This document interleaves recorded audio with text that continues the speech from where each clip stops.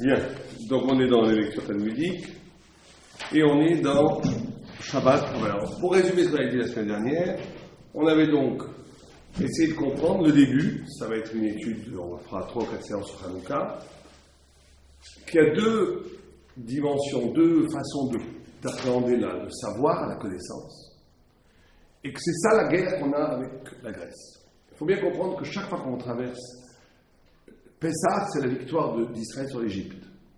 L'Égypte représentant Mitzraïm, Metzariam, celui qui met la prison dans la mer. C'est-à-dire c'est la victoire contre la matière. Chaque fois qu'on fait une fête, Am Israël est en train de vaincre quelque chose. Et donc tout le monde sait que les fêtes, dans le peuple juif, c'est jamais une commémoration. Quelqu'un qui dirait pourquoi je mange de la matzah, c'est pour me rappeler qu'on est sorti d'Égypte, il ne serait pas yotzé. Il n'aurait pas fait la mitzvah. La mitzvah, c'est de sortir d'Égypte.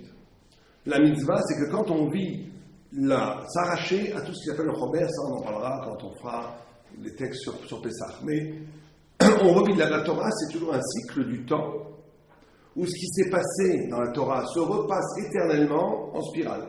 C'est la même chose qui se passe dès qu'il nous fait avancer. C'est une sorte de spirale qui monte. Donc chaque année, on est pardonné à Kippour. Tout le monde comprend qu'on ne se rappelle pas qu'il y a 3500 ans, Dieu nous a pardonné la faute du Vaudor. Personne ne vit heureusement Kippour comme ça. Tout le monde vit Kippour, Dieu nous pardonne maintenant. Et bien c'est pareil pour toutes les fautes, pour toutes les fêtes. Sous Côte, on est sous les ailes de la Shrina. On n'est pas sous les ailes, on ne va pas se mettre sous une cabane pour nous se rappeler que nos ancêtres étaient sous les ailes de la Shrina. Et bien c'est pareil avec toute chose, c'est pareil avec Hanouka. Hanouka, c'est la guerre, c'est la victoire du savoir, de la chokhma juive par rapport à la chokhma yévanite. Et si la Torah nous impose de repasser par Hanouka tous les ans, c'est que cette guerre n'est pas finie. Qu'on aura toujours le problème d'avoir à s'arracher d'une certaine façon de penser. Et on avait abordé la semaine dernière déjà l'idée principale en disant que la Grèce était une connaissance qui était basée sur ce qu'on appelle la pensée autonome, ça veut dire l'équivalence entre mon être et la vérité. Chez les Grecs, ils ont posé que la vérité, c'est ce qui est vérifiable par moi. C'est pour ça qu'on appelle la Grèce la panthère, c'est pour ça qu'on appelle que c'est une azout, qu'elle a une chutzpah. Nos sages nous donnent un exemple. C'est comme quelqu'un qui, derrière un mur, aurait un tout petit trou. Il verrait derrière le petit trou, il verrait un champ. Et derrière ce mur, en vérité, il y a des milliards de kilomètres. Et lui, il verrait un petit champ de 20 mètres carrés. Et il dirait, moi, je crois qu'à ce que je vois, il n'y a que ce champ derrière la porte. Ça, c'est la Grèce. La Grèce ne croit que ce qu'elle voit. C'est-à-dire quoi qu'elle ne croit qu'est-ce qu'elle voit? Elle ne cautionne de vérité que ce qui est vérifiable par l'esprit.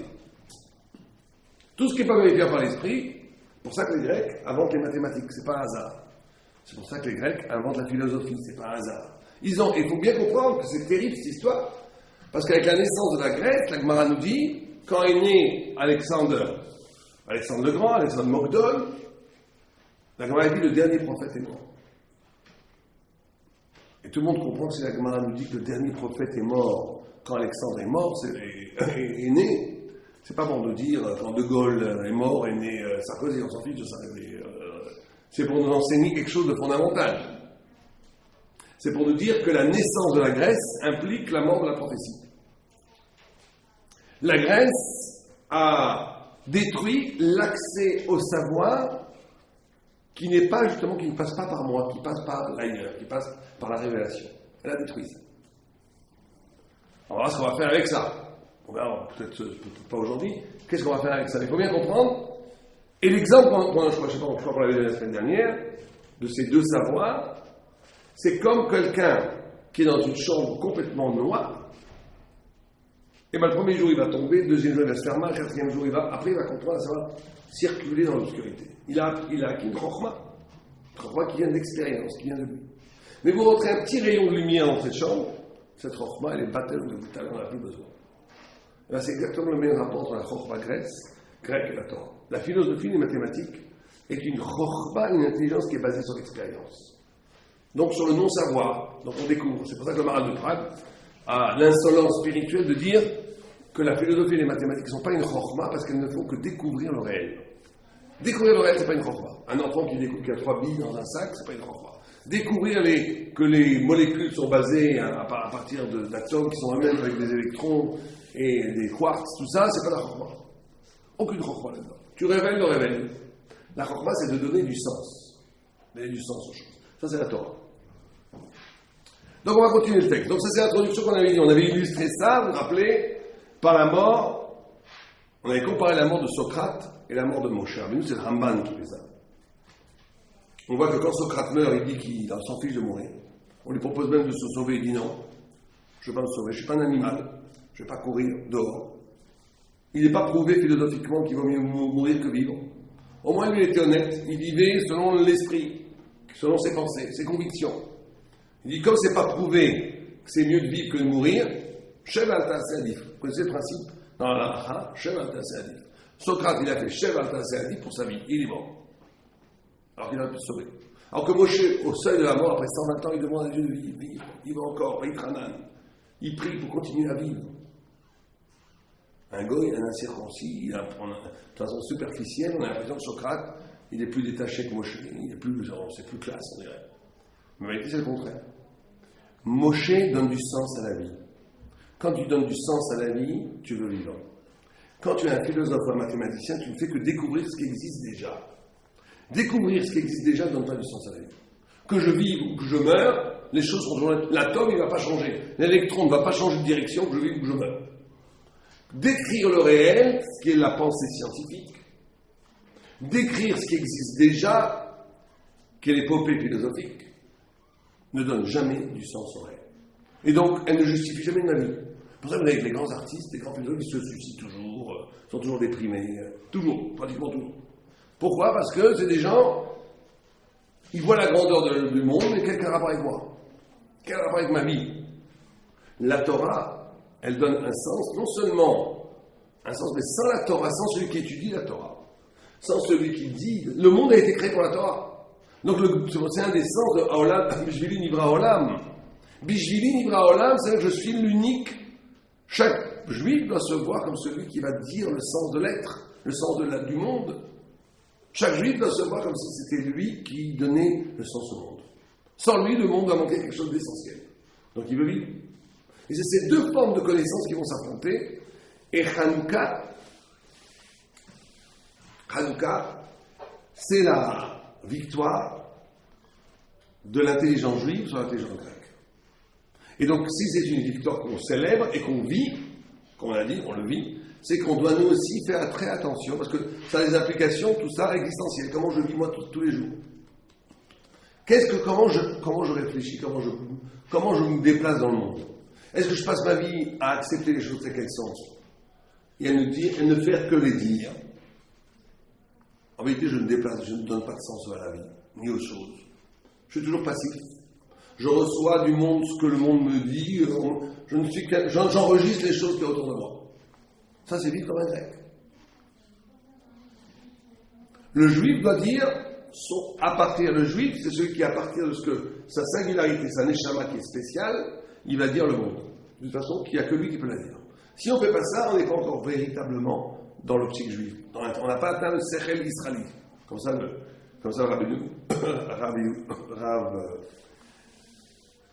Kuzari, le sechel à Israël. Le sechel israëli, c'est ça. Celui qui va dire, bon, ça nous, on parle trop loin, mais vous savez que dans la Torah, c'est quelque chose d'extraordinaire, la Torah. C'est le singulier, c'est l'homme qui l'emporte sur l'idée. C'est aussi une grande marloquette avec le... Abraham Avinu, c'est lui qui a créé l'idée du chesed, à partir de lui. C'est pas qu'avec le chesed, et lui, il est tombé sur la catégorie du chesed. Abraham Avinu, à partir de lui, il a découvert, il a donné une nouvelle dimension au chesed. Bon, ça veut dire, comprenez, alors, à partir de là, la vie devient essentielle. Donc on doit nous essayer un tout petit peu en tous les cas, un tout petit peu, de dire le monde, de dire les choses, d'analyser les choses à partir de la parcelle divine que Dieu a mis en nous, à partir de ce qu'on appelle le Sechel Israël.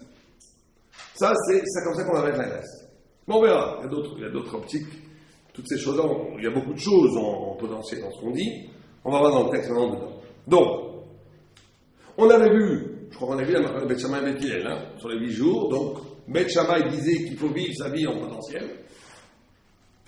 Beth Shammai dit le premier jour on fait 8. Parce que Beth Shammai dit, pourquoi est-ce que le premier jour on fait 8?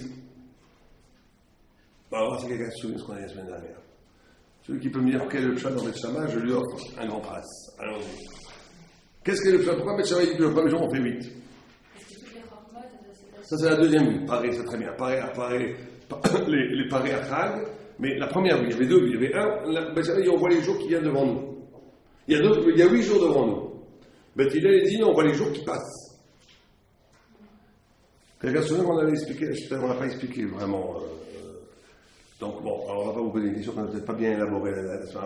L'explication de l'état qui est donnée par le Maharal de Prague, c'est la suivante. C'est que Beth Shammai, lui, voit, et c'est pas la halakha parce qu'on ne peut pas vivre comme ça, qu'une vie n'est valable de vivre que si à chaque instant tu vis tout ton potentiel. On doit réaliser, chacun a été créé pour réaliser des choses. Vous avez été chacune créée pour créer une famille, faire des enfants, faire de votre mari un Talmid Chacham, donner de l'amour, du chesed, de la lumière autour de vous. Chaque personne est créée, chacun, vous avez créé un livre qui va aider beaucoup d'autres femmes, chacun. On ne sait pas, chacun a un potentiel dans tous les cas, un avenir qui justifie sa vie, parce que sans votre avenir, on n'a pas besoin de vous. On n'a pas besoin de nous si on n'a pas d'avenir. C'est un essence pour lequel il est écrit qu'on a Assur les Rachem à la choter. Une phrase très cruelle dans la Torah. La Torah dit celui qui est choté, celui qui est idiot, tu ne dois pas être Merachem sur lui. Pourquoi? Parce que la notion de Rachmanout, on fait attention au mot Rechem, que le matriciel, où l'enfant naît, c'est la même racine que Rachamim, que miséricorde. Pourquoi? Parce que la miséricorde, le Rechem Amiti, l'amour, c'est la capacité de donner à l'autre du futur. C'est quoi aimer quelqu'un? Le digne, tu le juges par rapport à ce qu'il est maintenant. C'est ça le digne. Quelqu'un qui est digne, il dit, je m'en fiche complètement de ce que tu peux devenir demain. Aujourd'hui, tu as fait ça, prends 2 claques. Tu as fait ça, je te tue. Ça le digne. Le digne, on juge par rapport au présent. On ne juge pas par rapport au potentiel. Le Ahava, c'est la capacité de donner à quelqu'un du futur. Alors, c'est très important, ça avec les enfants, de ne pas les bloquer sur leur échec présent. Toute la notion de chinour, elle est basée sur l'amour, parce que toute la notion de chinour, c'est de voir le potentiel. Aimer vraiment quelqu'un, c'est lui donner une chance au sens où tu vois son futur. Mais quelqu'un qui est choté. Donc, moi, je m'occupe des fois un peu de schlombite. Très peu, parce que les gens se sauvent, je suis trop dur avec les gens. Mais parce que des fois, j'ai dit à quelqu'un, t'es choté, elle ne peut pas donner une chance, ta femme. T'es trop choté. T'es trop choté. T'es trop idiot. Quelqu'un qui est trop idiot, il ne faut pas qu'il... T'as aucun futur, t'es un idiot. Donc divorçons. Non, je ne vais pas dire divorce, mais je comprends qu'on peut donner une chance que quelqu'un qui n'est pas complètement idiot. Parce qu'un choté, il n'a pas de futur, donc il n'y a pas d'amour. Mais toute la notion de chesed, c'est donner du futur. Donc dit Beth Shammai que toute la vie, c'est le futur. Toute la vie, c'est pourquoi tu as été créé. Donc une vie n'est une vie que si maintenant je vis tout le temps en référence à mon potentiel. Ça, c'est la vie de Beth Shammai. Maintenant, je vis dans le potentiel. Si ma vie est aveuglée de ce que je dois devenir, c'est pas une vie. Ça va être Shammai. Hein? Nous, on ne peut pas vivre comme ça parce que c'est trop dur. Dit Beth Hillel, mais dans ce cas-là, on ne vit plus l'instant. On vit toujours dans la projection de ce que je dois devenir. Le moment, l'instant est tué. Donc il dit, Mida Acheret l'Agmara, il dit, Mida Acheret Beth Hillel, Bechol Yom, que tous les jours, Baruch Hashem Yom Yom, tous les jours il y a un miracle, tous les jours. Alors, c'est pas qu'il n'est pas d'accord avec cette idée, bien entendu, mais on ne peut pas la vivre jusqu'au bout. On est obligé de vivre l'instant. Donc, c'est une marloquette qui va très très loin, en réalité. À savoir, et la halakha, et dans toute chasse, c'est comme ça. Beth Shammai, il va toujours l'absolu. C'est pour ça que la halakha sera comme Beth Shammai au temps du Messie. Il ne voit pas comment l'homme a besoin d'avancer. Il voit la chose en soi. Beth Hillel, il va d'après ce que l'homme ressent. L'homme, il ne peut pas vivre comme ça avec son potentiel absolu. Il doit vivre le Madraga. Comme ça, le Maharal explique, il dit, le premier jour, en absolu, il est plus riche que les autres jours, puisqu'il est riche des 8 jours. Donc le premier jour est le plus haut de tous les jours. Mais Beth Hillel dit, oui, mais moi, je ne vois pas ça. Moi, au contraire, le premier jour, je monte en Gdoucha. Le deuxième jour, je monte plus en Gdoucha. Dans mon Ta'alich, c'est le contraire de l'absolu. Bon, on va pas rentrer dans la très grande profondeur de cette discussion, c'est de savoir qu'est-ce que c'est la vérité. Est-ce que la vérité, c'est l'absolu? Ou la vérité est de comment tu vis l'absolu. Ça, c'est une très grande discussion, très intéressante, de savoir quelle est la plus grande vérité. La vérité absolue ou la vérité comme elle est vécue par l'homme. Beth Shammai pense que c'est la vérité absolue. En fait, il pense qu'elle a vécu comme la vérité, comme elle est vécue par l'homme, elle est même plus grande que la vérité absolue. Grande marloquette. En tous les cas, c'est comme ça. Ça, c'était la première vision. La deuxième vision, c'était pareil, de réunir toutes les chokhmot et d'unifier autour d'Israël. Donc, on continue. On est au deuxième texte. Ma Hanouka. Qu'est-ce que c'est Hanouka de Rondagmar? C'est un Rabanan, Bechafhe Bekislev. Le 25 Kislev, Yom de Hanouka, Tmima. Dès lors, on n'a pas le droit de faire de l'espèce, de l'Etanis. Que je n'ai Yevanim l'Echal. Quand les Grecs sont entrés dans l'Echal. Timou, Kol Hashmanim, ils ont rendu impurs toutes les huiles. Chez Echal, qui avait dans l'Echal. Mais que chez Gabra, Malchut, Bet Hashmonai. Et quand a vaincu la royauté de Hashmonai, des Asmonéens, je crois qu'on est en français. Nitzru, Batku, Velomatsu, et la part. Echal, tout le monde connaît une petite fiole d'huile. Shaya Mounar Bechotmouch Kohen Gadol, c'est très important, avec le chotem du Kohen Gadol. Velo Yabo Ela La'alik Yom Echad, il n'y avait que pour allumer une journée. Naase Bones, Veidliku Mimeno Shmona Yamim, ça a duré 8 jours. L'année d'après, ils ont installé Chanukah et Chachamim. Alors tout le monde connaît cette histoire, mais il y a 2 ou 3 points que nos sages nous disent de faire attention. Un, c'est le chiffre 8. 2, c'est le chotem du Kohen Gadol. Le Maral explique la chose suivante dans Ner Mitzvah. Il dit que la Grèce, Gamatria de Yavan, c'est 66. C'est un de plus que Echad. C'est que la pensée grecque, Yavan c'est la Grèce, c'est 66. Et que la Gamatria de Echad, c'est 65. Il dit la Grèce, elle peut se mettre au-dessus du Betamigdash. La pensée philosophique, elle est tellement puissante qu'elle peut inclure dans elle. Vous savez, les gens disent oui, Dieu, on peut se mettre au-dessus même de ce qui est très haut. Mais il y a une chose qu'elle ne peut jamais atteindre, dit le Maharal. C'est le Kodesh HaKodashim. C'est pour ça que c'est Kohen Gadol. On dit qu'on a trouvé une petite part qui est frappée du sceau du grand prêtre. Il dit le Kodesh HaKodashim, vous savez que le Kodesh HaKodashim, il y avait quelque chose d'extraordinaire. C'est que, même dans le Mishkan, si vous regardez la Torah, vous savez qu'il y a une halakha qui est que le Mishkan, il doit avoir combien de large? Quelqu'un sait? Esrim Amot. Combien est-ce que Aaron faisait de large? Une Amma Varetzi. Or, il y a une halakha qu'à l'ouest et à l'est du Aaron, c'est-à-dire à droite et à gauche du Aaron, il doit avoir 10 Amma, et 10 Amot et 10 Amot. C'est une halakha. Ça, vous avez un Mishkan où il y a 8 Amot et demi ou 9 Amot et 9 Amot, c'est pas caché. Vous avez un Mishkan qui ne fait pas 20 Amot, c'est pas caché. Vous avez une Aaron qui ne fait pas une Amot Varetzi, c'est pas caché. Il y a un problème, c'est impossible. D'accord, elle pose la question. Elle dit comment est-ce qu'on peut avoir un Mishkan qui, d'après Alakha Moshe Sinai, doit faire Esrim Amot. S'il fait Esrim Bachetzi Amot, il est pas soud. Qu'il y a une Alakha que sur la droite, il doit avoir 10 Amot. Il y a 9 Amot, 9, c'est pas soud. Sur la gauche, 10 Amot. On a déjà les 20 Amot. Donc on n'a plus de place pour mettre l'Aaron qui fait une Amma Bachetzi. Elle va être accoucher. Et la Gemara répond Aaron et Nominamida. Aaron et Nominamida, le Aaron ne prend pas de place. Le Aaron ne prend pas de place. C'est un des 10 miracles qu'il y avait dans le temple. Alors pourquoi c'est important de faire un miracle comme ça? On avait qu'à faire une autre halakha. Halakha Moshe Sinai, 21 mètres et demi, et c'est tout. Pourquoi faire un miracle qui ne sert à rien? Parce que la Aaron, c'est là où étaient déposés dedans les Luchot Abrit et la Torah qu'a reçue Moshe de Hachem au Sinaï.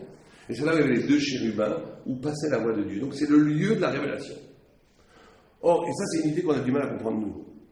Nous on croit, et vous savez que c'est une des 3 choses que les Rishonim, Abenu Bachia et le Rashba, ils disent qu'on reconnaît un Apikorus à partir de 3 notions. 1, si le monde est éternel. Ceux qui pensent que le monde n'a pas de début, c'est la marque de l'Apikorus. Ceux qui pensent qu'il n'y a pas de début. Le deuxième, ceux qui pensent qu'il n'y a pas de Ones, Shrar Onesh, qu'il n'y a pas qu'on fait ce qu'on veut, c'est FKR. Et troisième, si Dieu est limité par sa propre création. Ça, c'est beau. Les 2 premiers, la plupart des Juifs, ils ne tombent pas dans le piège. Tout le monde sait que le monde il a été créé. Et tout le monde sait que les Juifs savent qu'on est puni et qu'on est récompensé quand on fait des avérantes. La plupart, même les Chilonim, ils savent. Par contre, la troisième, pourtant, d'après le Rashba, c'est les 3 éléments qui font un Apikorus, un hérétique. Et c'est quoi que Dieu n'est pas prisonnier de ces... Est-ce que Dieu peut faire que 1 plus 1 fasse 3? Bien sûr que... Ben oui. Mais on ne peut pas le comprendre. Parce que 1 plus 1, ça fait 2 pour nous. Quelqu'un va dire, Dieu ne peut pas faire que 1 plus 1 fasse 3. Même Dieu ne peut pas. Parce que 1 plus 1, ça fait 2. Ben non, ça c'est la pédance. C'est ce que l'esprit de l'homme, il est limité. Exactement. Comme l'esprit de l'homme est limité, Dieu, il est... Donc on croit que quand Dieu a créé un système, il est prisonnier par ce système. Donc nous, on a un autre système que quoi? Qu'un objet n'existe que s'il prend de l'espace. On ne peut pas imaginer un objet sans espace, ça n'existe pas. Plus que ça, les philosophes comme Kant et d'autres expliquent qu'on ne peut pas avoir la conscience de la notion d'objet si on n'a pas la notion d'espace a priori. Donc il faut qu'on ait la notion d'espace et de temps pour avoir même la conscience de ce que c'est un objet. Sans la notion d'espace, on n'a pas de notion d'objet. Donc l'espace est essentiel pour qu'il y ait un objet. Donc on dit, Dieu ne peut pas faire impossible qu'un objet ne prenne pas de place. Et bien Dieu dit, non, on fait un miracle constant dans le temps pour nous montrer que le lieu de la Torah, il n'est pas dépendant de l'espace, il n'est pas dépendant du déterminisme naturel. Or, cette dimension-là de la révélation, les Grecs, ils n'ont aucune prise là-dessus. Aucune prise là-dessus. Les Grecs, ils vont nous vaincre si on va commencer avec eux les Cheshbonot. Si on se met au même niveau du naturel, si on est dans une façon d'exister, de vivre, qui n'est que Cheshbon, intérêt, tout ce que vous voulez, on est structuré par l'Olamazé. Le grec va nous vaincre. Si vous avez des religieux qui sont en vérité structurés par l'Olamazé, mais qui sont habillés, déguisés en Torah, ils vont tomber devant un philosophe, le philosophe va les manger tout cru. Tout cru. Celui qui va pouvoir vaincre le grec, c'est le religieux qui est lié à cette dimension d'au-delà de l'être. C'est pour ça qu'en Hanouka on a vaincu au niveau de la guerre, qui est en réalité le plus grand miracle. C'est un beaucoup plus grand miracle que quelques dizaines de personnes ont vaincu l'armée grecque. L'armée grecque, c'est comme à l'époque l'armée des États-Unis aujourd'hui. Une poignée de juifs a vaincu l'armée grecque. C'est un miracle incroyable. Mais ils l'ont fait parce qu'ils ont fait mission de Nefesh. Nos sages nous disent que ce qui a permis de vaincre la Grèce, c'est un esprit. À un moment donné, les juifs ils ont dit on s'en fiche, on va mourir, mais on ira jusqu'au bout pour ne pas abandonner notre Torah. Au-delà du rationnel. Si tu avais le rationnel, tu disais impossible, ils sont 1 million de Chayalim, ils ont des kshars, on ne peut rien faire. Nous. Donc on aurait été mangé tout cru par eux. Mais il y a une poignée de fous, de saints, je dis fous au regard du Gog, hein, une poignée de gens qui justement fous au niveau étymologique, qui ont dépassé le Sérel. Il n'y a plus de Sérel ici. D'accord, c'est vrai qu'ils sont 1 million de personnes, on est 300, mais c'est pas grave, on va se battre contre eux, jusqu'à la mort, ils ont gagné. Vous savez qu'il y a Dieu qui a fait un miracle très intéressant, parce que les gens disent, quand vous lisez, c'est très extraordinaire, l'histoire prouve toujours ce que la Torah dit. 300 personnes ont vaincu 1 million de personnes, vous dites c'est impossible. Alors quand est-ce que ça s'est passé ça? Quelqu'un sait historiquement que 300 personnes ont vaincu 1 million de personnes. Non, je vous parle de trucs chez les Goïs. Pour montrer que c'est possible. Dieu a fait ça pour montrer que c'est possible. Vous savez que Mexico, qui était par les Incas, tenu par les Aztèques, ou les Incas, je ne sais pas, l'un des deux, a été pris par, comment il s'appelait, un grand gangster, j'oublie son nom, Pizarra. Pizarra, ils étaient 300 personnes. Ils ont pris la ville de Mexico. Bon, ils avaient des fusils et des chevaux qui ont effrayé les Indiens, mais on voit que 300 personnes peuvent vaincre 1 million de personnes. Donc on voit que c'est pas... Vous avez des questions comme ça, il y a des gens, quand on regarde les lettres entre les apicorsim du Moyen-Âge et les rabbinim, ils disaient aux rabbinim, vous dites que le Mashiach va venir et que tout le monde va savoir ça en une seule journée. Bon, c'est impossible. Entre Jérusalem et Orléans, que la lettre a été écrite, ça prend 6 mois. Donc c'est que ça ne marche pas votre histoire. À l'époque, les rabbins, on n'a pas de réponse, mais on sait qu'il y a une réponse. Mais on voit aujourd'hui que ce n'est pas du tout un problème. On peut en une journée dire que le monde entier peut savoir tout. Donc ce qui paraît inconcevable à un moment donné devient évident après, quand ça se révèle. Donc le mystère, vous comprenez cette histoire que le texte nous dit ici qu'ils ont trouvé cette fiole dans le Kodesh HaKodashim, avec le sceau du Kohen Gadol. Dit le Maral, pourquoi le Kohen Gadol et pas pourquoi un Kohen Pachout? Parce que le Kohen Gadol, c'est le seul qui rentrait dans le Kodesh HaKodashim. Là où il y avait le Aaron She'eno Minamida. Pour nous signifier par là le texte que la seule façon de vaincre la Grèce, et Et donc c'est valable aussi pour nous aujourd'hui. La seule façon de vaincre la pensée qui est inhérente à l'Occident, toute cette pensée qui traverse. Quand on dit la pensée, c'est pas que les idées, hein. C'est pour vaincre toute une esthétique, la mode, tout un discours, tout l'habit de l'Occident qui nous rend amis nous aussi. À moins de vivre complètement repliés, les gens sont touchés par ça. Vous voyez, dans les quartiers religieux, vous avez des femmes qui sont habillées à la mode, on dirait que des mannequins. Et vous avez des hommes aussi qui ont une façon des idées, de réussite, d'argent, qui on dirait, bon, ils n'ont pas grand-chose à envier aux jeunes cadres dynamiques qui veulent réussir sa vie. Donc on vit dans des structures pentales qui sont goy. Il faut casser ça, il faut sortir. La vraie chéroute, c'est de libérer de ça. La vraie chéroute, c'est que notre centre de gravité, que le point de gravité, le point essentiel de notre vie, c'est la Avodat Kodesh. Quelque chose qui dépasse tout ça, qui n'a aucun rapport avec ça. Quand on est un tout petit peu dans ce rapport de l'au-delà, tout le reste tombe comme des écorces. Ça devient même absolument inintéressant, le reste. C'est même pas chayat. C'est pas qu'on a besoin de combattre la mode. C'est que la mode, c'est ridicule. C'est pas qu'on a besoin de ne pas prouver aux autres qu'on a réussi. C'est que le besoin de l'ego, c'est ridicule. C'est ridicule. Par rapport à la dimension d'infini de l'homme, c'est ridicule. C'est comme les enfants qui se battent pour des noyaux d'abricots. Mais ça, pour ça, il faut se relier à un niveau d'être, un niveau d'être qui est lié à l'absolu, ce qu'on appelle radicalement l'autre que l'être. Une pensée, la pensée de la Torah, la pensée de la révélation. La pensée où 1 plus 1 ne fait pas forcément 2. La pensée, un objet ne prend plus de place. La pensée qui est au-delà des structures du naturel, c'est elle qui va vaincre la grecque. Et là, 300 personnes peuvent gagner 1 million de personnes. Ça passe par un misson nefesh. Un abandon de son ego, de ses petits intérêts. De traduire sa vie avec une volonté d'atteindre le sublime. Ceux qui étudient la Torah aujourd'hui, ils devraient avoir l'ambition d'étudier au point de pouvoir faire des miracles. Quelqu'un qui rentre au Beth Midrash, au collège, dit, moi je vais étudier pourquoi pas fonctionnaire, un petit peu gagner mes 600 € par mois, et à l'Ovaï, mes 600 $ par mois, pourquoi? Bon, c'est déjà bien, l'Ovaï, c'est formidable. Mais ça ne suffit pas en réalité. Il faut rentrer dans la Torah avec l'ambition pour avoir des miracles. Je dis miracle comme signe de devenir kadosh, de devenir saint. Il faut prier tous les jours de devenir kadosh. Et c'est pareil pour les jeunes filles. Il faut prier pour être une sadeket. Ça ne suffit pas d'être prier pour réussir sa vie. C'est pas ça qu'on demande. Il vaut mieux ça que le contraire. Les gens qui se savent qui font rien, bien entendu. Mais il faut bien comprendre que ce n'est que quand on est lié à ce niveau du Avodat Kodesh, à ce niveau de l'essence, que tout le reste tombe. Et en vérité, celui qui fait ça, il devient maître. C'est là où il réussit tout, c'est là où il a tout. Parce qu'il est au-delà de la nature, et la nature est complètement soumise à lui. En vérité, c'est toujours comme ça. Mais lui, on n'a plus besoin, donc il le donne aux autres. C'est toujours comme ça. Les grands sadikim, ils ont tout. Tout. Ils ont l'argent et tout. Tout leur revient. Mais ils n'en ont plus aucun intérêt, donc ils le donnent aux autres. Mais ils maîtrisent la nature est à leur service. Toujours à leur service. Donc c'est pour ça qu'ici, on dit le Chotem du Kohen Gadol. Parce qu'il y a un lieu, et tout le monde comprend que quand on dit le Kodesh HaKodashim, c'est pas simplement le Kodesh HaKodashim, chaque personne porte en lui le Kodesh HaKodashim.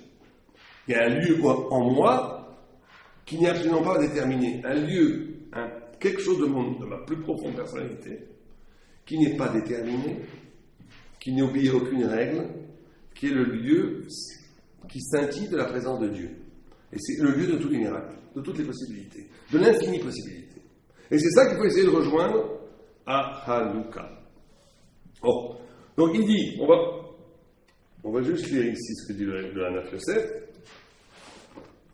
et il dit qu'ils ont fait, alors il y a un troisième élément dont on n'a pas parlé, c'est qu'après ils ont fait 8 jours. Shmoné, c'est toujours la notion de dépasser la nature encore. Vous voyez cette idée, Sheva, c'est la nature, Shmoné, c'est toujours au-delà de la nature. C'est pas comme l'infini. Oui, l'infini aussi, et aussi parce que 7 c'est la nature, 7 fois 7 c'est 49, au-delà du 49 c'est 50. 50 vous avez toujours la lettre de l'infini, c'est 50e porte de la sainteté, c'est Dieu lui-même, 50e année c'est Yovel, 49 jours qui entre Pessah, 50e jour c'est Shabbaton sur la Torah, toujours. Donc c'est toujours le dépassement du 7. Ce dépassement du 7 se fait ou bien par 7 fois 7, 49, on arrive à 50, ou on dépasse le 7 directement, on arrive à 8. que le petit dépassement. C'est pour ça que la Brit Mila est le 8e jour. C'est pour ça que Hanouka c'est 8 jours. C'est tout le temps ces deux chiffres-là qui impliquent et qui indiquent le dépassement du naturel. Le dépassement du naturel.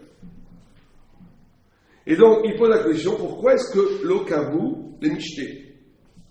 Dans la Yosef, il dit, Ikshua meparshim, lama l'Okavu les michté. Pourquoi est-ce qu'il n'y a pas de mitzvah de boire et de manger à Hanouka? Ok?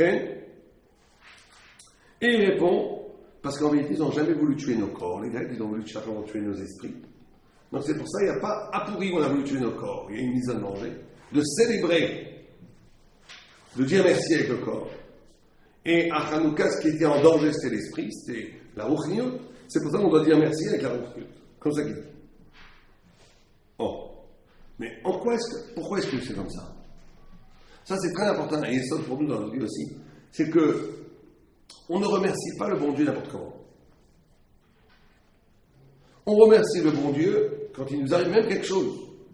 En accord, le remerciement est un lien. Vous comprenez? Quand Dieu nous fait quelque chose de bien, c'est qu'il cherche à établir un lien entre lui et nous. Or, la réponse qu'on va donner à ce lien est une réponse qui est adéquate à la façon dont il nous a donné le bien. S'il nous a sauvé l'âme, ça veut dire qu'il veut qu'on réponde avec l'âme. S'il a sauvé le corps, ça veut dire qu'il veut qu'on réponde avec le corps. Donc, chaque fois que vous avez quelque chose qui vous arrive de bien, et en réalité même de mal, mais ça c'est encore un niveau plus haut, la réponse qu'on a donnée, elle doit être la réponse de doucha qu'on a donnée dans le travail, elle doit être de nature de quelque chose de bien qui nous arrive. Je vous donne un exemple. Quelqu'un qui va gagner beaucoup d'argent, il faut absolument qu'il traduise, je vous remercie. Il ne suffit pas de faire une fila, merci mon Dieu. Il faut qu'il fasse un remerciement en donnant énormément d'argent aux pauvres, à la Torah, à tout ce que vous voulez. En répondant par l'argent. Quelqu'un qui a eu de la santé, il faut qu'il réponde en disant merci, en faisant quelque chose pour la santé des autres, ou bien en utilisant cette extra énergie pour faire les choses. Il faut dire merci avec comment tu l'as reçu. C'est très important de faire ça parce que c'est ça qui crée le lien. On vit, Dieu nous envoie énormément de signaux, qui sont en vérité des ponts, des rampes de lumière, de relation avec lui. Et on passe à côté. En vérité, toute l'abondance qu'on reçoit, toutes les choses qu'on reçoit, c'est en vérité des liens. Et au lieu de prendre ce lien, on fait en général, merci beaucoup, mais ce lien, donc il faut répondre pour que ce lien soit officiel, pas officiel, réalisé. Ce n'est que si tu réponds dans la même nature que du lien. Donc Hanouka, ça nous a ouvert une porte de comprendre, de conscience, que on aurait pu perdre notre âme, et donc l'âme rediversir au bon Dieu avec l'âme, par des louanges. C'est pas le moment de manger. Pour on aurait pu perdre le corps, non, on doit célébrer bien merci avec le corps.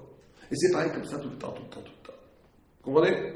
Bien, on va arrêter la lecture ici, on continue la lecture sur Hanouka, si Dieu veut, la semaine prochaine, parce qu'on rentre ici dans une autre dimension de Hanouka qui nous aurait, on ne peut pas juste l'aborder rapidement, ça nous prendrait au moins une demi-heure, donc si Dieu veut, on verra ça la semaine prochaine.